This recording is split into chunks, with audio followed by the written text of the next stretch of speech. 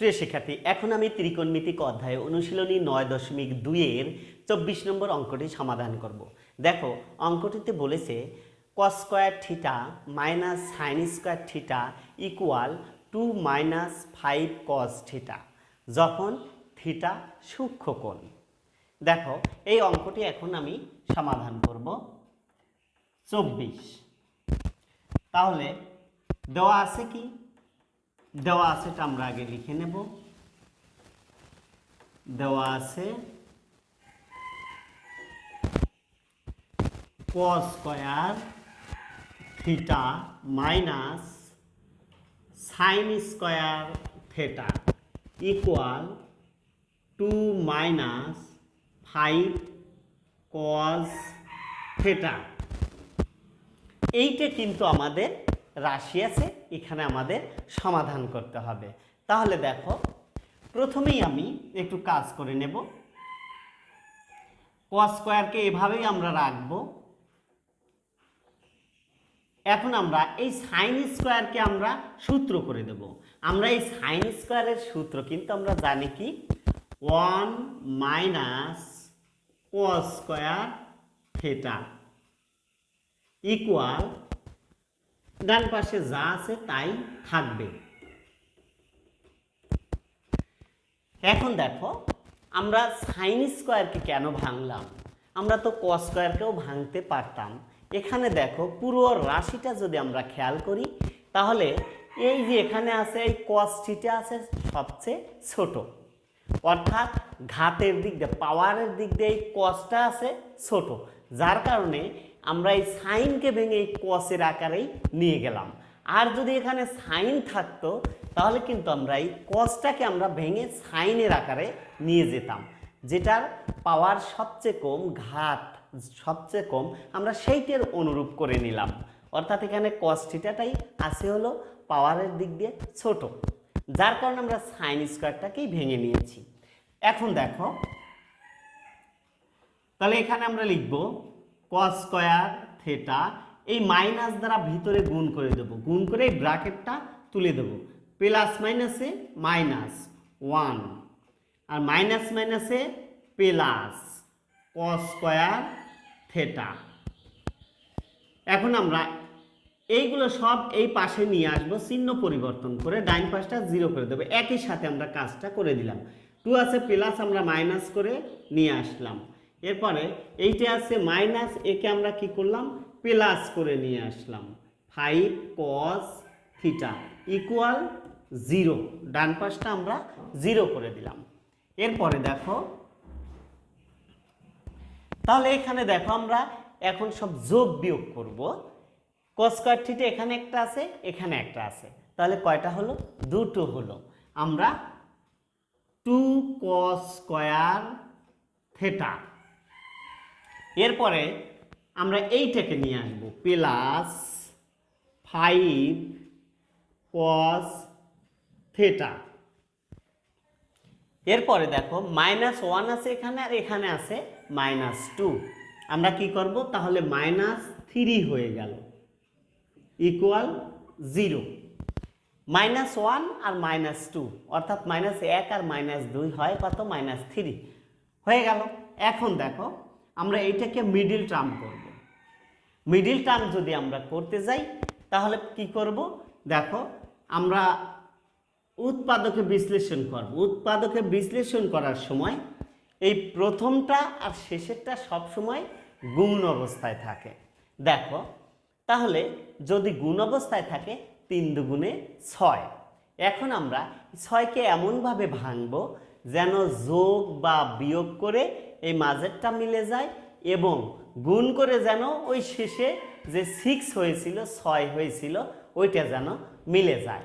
তাহলে দেখো, এখানে আমরা এটাই রেখে দিলাম cos স্কয়ার থিটা, আর এইখানে plus 6 cos theta minus cos theta -3 equal 0। এখন দেখো, আমরা যদি গুণ করি তাহলে এটা হলো 6 ছিল, 3 দুগুণে 6, প্রথম আর শেষে গুণ করে। আচ্ছা, তাহলে 6কে আমরা ভাঙলাম কি দ্বারা? এই যে 6 হককে 6 মিলে গেল গুণ করে। এখন আমরা কি করব, মাঝে মিলাবো। মাঝে যদি মিলাই তাহলে কি করে মিলাতে হবে, যোগ বা বিয়োগ করে। তাহলে যদি আমরা 6 থেকে যদি 1 বাদ দিয়ে দিই তাহলে কিন্তু 5 থাকে। আর এখানে 6 এর চিহ্নটা প্লাস, তাই আমরা প্লাস দিয়েছি, কারণ এখানে যে চিহ্ন থাকে এখানে আমরা সেই চিহ্নই দিব। আর যোগ যদি করতে হয় তাহলে এখানে যে চিহ্ন এখানেও সেই চিহ্নই দেব, অর্থাৎ সংখ্যা দুটো যদি যোগ করতে হয়। আর যদি বিয়োগ করতে হয় তাহলে এখানে যে চিহ্ন এখানে তার বিপরীত চিহ্ন দেব।